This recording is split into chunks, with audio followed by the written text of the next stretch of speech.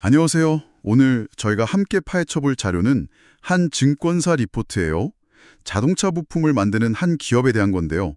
이 리포트가 어떤 논리로 이 회사의 현재를 진단하고 또 어떤 그림을 그려서 미래 가치를 설득하고 있는지 그 스토리텔링을 한번 따라가 보려고 합니다. 네, 좋은 증권사 리포트는 그냥 숫자만 던져주지 않죠. 뭐랄까, 하나의 잘 짜인 시나리오 같아요.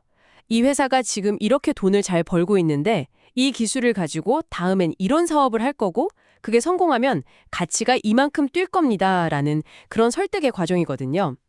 오늘 볼 리포트는 평범한 자동차 부품사라는 현재 모습에서 미래의 로봇 기업이라는 어찌 보면 꽤 파격적인 청사진으로 넘어가는 그 연결고리를 아주 흥미롭게 제시하고 있어요. 좋습니다.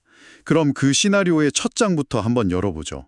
모든 이야기는 현재에서 시작하잖아요. 이 회사의 지금 상황은 어떤가요? 리포트에 따르면 2025년 예상 매출이 1조 원, 영업이익이 984억 원. 일단 겉으로 보기엔 아주 견실한데요. 맞아요. 안정적인 기반이 있다는 거죠. 근데 더 중요한 건 그 성장의 엔진이 뭐냐는 거예요. 바로 모터 부문입니다. 특히 현대차, 기아의 하이브리드 차에 들어가는 시동 모터나 전자식 변속 모터 같은 것들이요. 이 모터 사업 매출이 작년보다 16% 넘게 성장해서 5천억 원을 넘을 걸로 보고 있어요. 전체 매출의 거의 절반을 이 모터 하나로 벌어들이는 거죠. 와, 5천억 원이요? 그럼 이젠 그냥 여러 부품 만드는 회사가 아니라 모터 전문 기업이라고 불러도 될 정도네요. 근데 사실 한 사업에 이렇게 집중하는 게 요즘 같은 시대에 좀 위험할 수도 있지 않나요? 회사의 정체성을 아예 모토로 규정해버리는 거잖아요. 정확한 지적이세요. 리스크가 될 수도 있죠. 하지만 이 리포트는 그걸 리스크가 아니라 선택과 집중으로 해석하는 거예요. 앞으로 다가올 전기차 시대의 핵심이 결국 배터리랑 모터잖아요. 가장 중요한 기술에 회사의 역량을 집중하고 있다는 걸 보여주는 거죠. 이게 바로 현재의 안정성을 미래의 성장으로 연결하는 첫 번째 발판이라고 리포트는 강조하고 있습니다. 알겠습니다. 현재의 단단한 기반은 확인했어요. 하지만 투자자들은 항상 그래서 다음은 뭔데 이걸 궁금해하잖아요. 안정적인 현재만으로는 부족하죠. 리포트가 제시하는 구체적인 다음 단계는 뭔가요? 바로 거기서 두 번째 성장 스토리가 시작돼요. 2027년부터 시작될 아주 구체적인 계약을 근거로 제시하는데요. 현대 트랜시스를 통해서 전기차의 핵심 구동 시스템, 이른바 PE 시스템을 공급하기로 했다는 겁니다. PE 시스템이요? 전기차에 관심 있는 분들도 좀 생소할 수 있는 용어 같은데 조금만 쉽게 풀어주시죠. 전기차의 심장이라고 생각하시면 제일 쉬워요. 전기로 바퀴를 굴리는 힘을 만들어내는 모터, 그리고 그 힘을 조절하는 여러 장치들을 하나로 묶은 덩어리거든요. 사실상 전기차의 주행 성능을 결정하는 가장 중요한 부품 중 하나죠. 아하, 그러니까 지금까지는 하이브리드 차에 들어가는 좀 보조적인 모터를 만들었다면 이젠 순수 전기차의 심장 자체를 만들게 됐다는 거군요. 이건 사업의 레벨이 완전히 달라지는 이야기인데요. 바로 그겁니다. 보고서는 이 점을 굉장히 중요하게 다뤄요.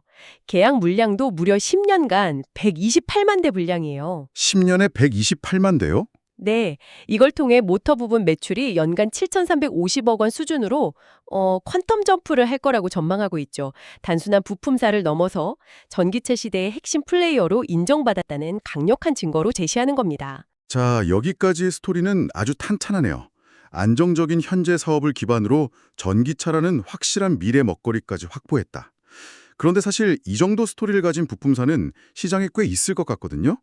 이 리포트가 진짜 하고 싶은 얘기는 지금부터인 것 같은데요. 맞습니다. 여기까지는 일종의 빌드업이었던 셈이죠. 여기서 리포트는 갑자기 방향을 확 틀어서 자동차 산업의 경계를 넘어섭니다. 바로 로봇 이야기를 꺼내들어요. 로봇이요? 자동차 부품 회사가 갑자기 로봇이라니 이건 좀 비약처럼 들리기도 하는데요.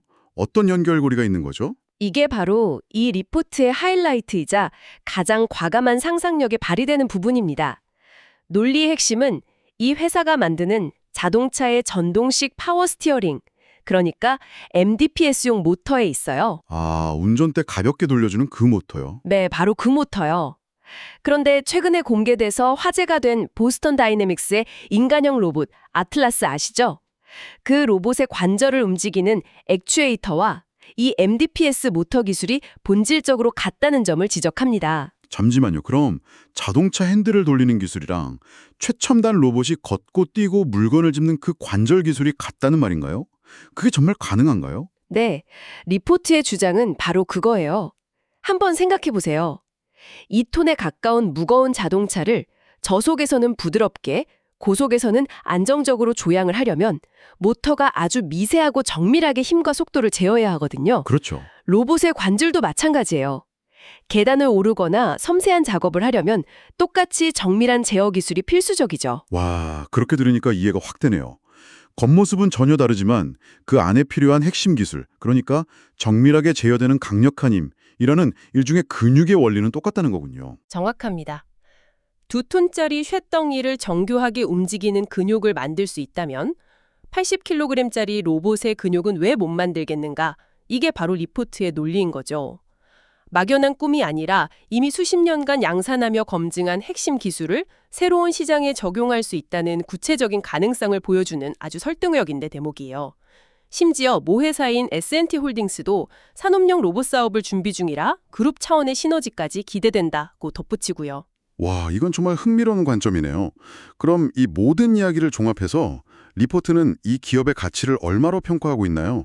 현재의 실적, 가까운 미래의 계약, 그리고 이 공상과학 같은 로봇의 가능성까지 이걸 전부 숫자로 어떻게 계산해냈을지 정말 궁금한데요. 목표 주가를 기존 4만 원에서 5만 4천 원으로 무려 35%나 올려 잡았습니다. 와, 35%나요? 네.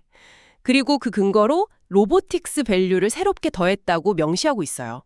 기존의 자동차 부품 사업 가치에 로봇이라는 미래 가치를 더해서 회사를 완전히 다시 봐야 한다는 거죠. 잠깐만요. 거기서 좀 의문이 드네요.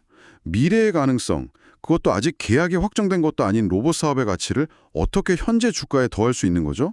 솔직히 좀 애널리스트의 상상력으로 숫자를 만들어낸 것처럼 보일 수도 있잖아요. 아주 좋은 질문이에요. 바로 그 상상력을 숫자로 증명하는 과정이 이 리포트의 핵심이죠.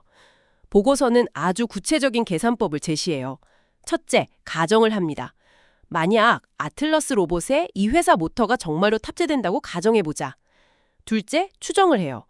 2028년쯤 초기 매출이 한 160억 원 정도 발생할 것이다. 이건 전체 생산 능력의 5%만 할당한 꽤 보수적인 추정치예요. 일단 보수적으로 초기 매출을 160억 원으로 잡았다. 그 다음 단계는 뭐죠? 그 매출액만으로는 큰 가치가 되긴 어려울 텐데요. 여기서 세 번째 단계, 비교가 들어갑니다. 현재 시장에서 로봇 액추에이터를 만드는 다른 기업들의 주가가 보통 매출액의 몇 배에서 거래되는지, 즉 PSR을 보는 거죠. 그 평균값이 24.5배 정도 되거든요. 아, 160억 원에 24.5를 곱하는 거군요. 계산해보면 대략 3,900억 원 정도 되네요. 보고서에서는 3,860억 원이라고 했으니 세부 조정이 좀 있었나 보고요. 맞습니다. 바로 그 3,860억 원이라는 숫자를 이 기업의 새로운 로보틱스 가치라고 딱 못 박은 거예요. 그리고 기존 사업 가치인 1조 600억 원에 이걸 그대로 더해버린 거죠. 이야, 기존 가치의 거의 36%에 달하는 프리미엄을 로봇의 꿈이라는 이름으로 붙여준 셈이에요. 이렇게 가정, 추정, 비교라는 논리적 단계를 통해 미래의 꿈을 현재 숫자로 바꿔놓는 것, 이게 바로 가치평가의 마법이죠. 이렇게 엄청난 성장 스토리를 제시했는데 리포트가 여기서 끝나지는 않겠죠.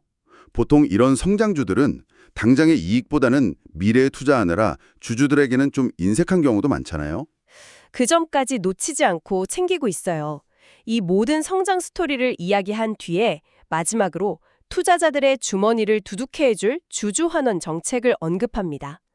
이 회사가 꾸준히 분기 배당을 해왔고 2025년에는 주당 1,500원의 배당금을 줄 것으로 예상된다는 거죠. 배당 성향의 45%면 벌어들인 이익의 절반 가까이를 주주에게 돌려준다는 거네요. 성장성도 높은데 배당까지 많이 준다니 투자자 입장에서는 굉장히 매력적인데요. 그렇죠. 여기서 한 걸음 더 나아가요. 배당소득 둘리과세 요건을 충족할 가능성이 높다는 코멘트를 덧붙입니다. 이건 배당을 많이 받는 투자자들에게는 세금 혜택까지 있다는 의미거든요. 한마디로 이 회사는 이렇게 멋진 미래 성장 스토리를 가지고 있습니다. 그리고 여러분이 그 미래를 기다리는 동안 지루하지 않게 꼬박꼬박 두둑한 배당금과 세금 혜택까지 챙겨드리겠습니다. 라고 말하는 것과 같아요. 투자 매력들을 극대화하는 활용점정인 셈이죠. 오늘 한 편의 증권사 리포트를 정말 깊게 들여다봤네요. 안정적인 현재에서 출발해서 구체적인 계약으로 가까운 미래를 증명하고 기술적 연결고리라는 열쇠를 통해 로봇이라는 아주 먼 미래의 문까지 열어 보여주는 과정이 정말 한 편의 영화 시나리오처럼 느껴졌습니다. 네, 이 리포트는 결국 이 기업을 보는 시장의 시각 자체가 바뀌어야 한다. 즉, 리레이팅이 필요하다고 강력하게 주장하고 있는 거죠. 더 이상 과거의 자동차 부품주가 아니라 미래 로보틱스의 잠재력을 품은 기업으로 봐달라는 메시지예요. 이처럼 잘 쓰인 리포트 하나가 우리가 기업을 바라보는 관점을 어떻게 바꿀 수 있는지 그 논리의 힘을 엿볼 수 있는 흥미로운 시간이었습니다.